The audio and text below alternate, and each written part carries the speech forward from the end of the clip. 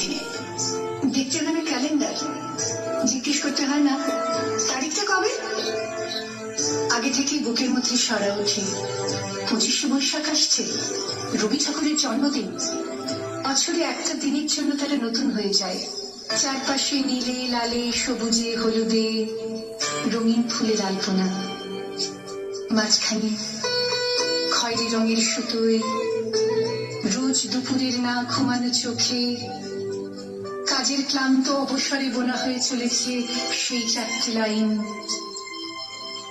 উদয়ের পথে সুরিকার বাণী, ভয় নাই ওরে ভয় নাই, নিঃশেষে প্রাণ যে করিবে দান, ক্ষয় নাই তার ক্ষয় নাই। শুধু কি সূচি কাজে না, বিদেশকে চোখের সামনে দৃষ্টান্ত করে রাখার আন্তর্জাতিকতা রবি ঠাকুরের। আমাদের সংস্কৃতিকে মাটির কাছাকাছি এগিয়ে নিয়ে যাওয়ার সংকল্পে রবি ঠাকুর। আমাদের সভ্যতাকে দানবের হাত থেকে ছিনিয়ে নেওয়ার সংগ্রামে রবি ঠাকুর। আকাশে মাটিতে মনে এত যে বৃষ্টি পড়ে তার ছন্দ রবি ঠাকুরের, এত যে ফুল ফোটে তার গন্ধ রবি ঠাকুরের। তাই প্রতিদিনই তার জন্ম, কোনো দিনই তার মৃত্যু নেই।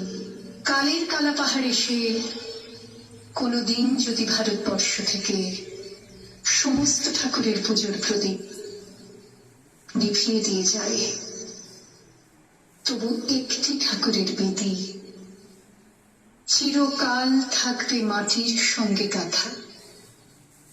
কোন ঠাকুর? রবি ঠাকুর। রবি ঠাকুর।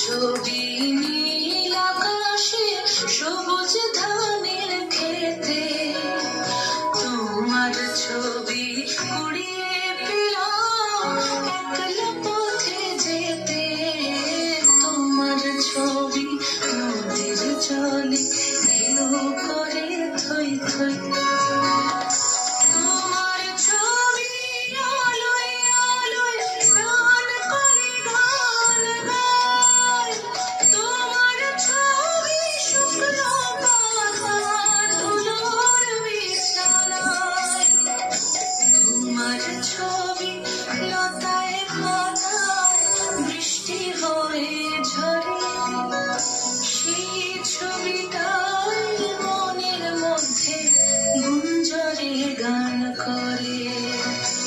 এই যে আলো, এত যে রং, এত রকম সুর, সব কিছুরই মধ্যে তুমি রবীন্দ্র ঠাকুর।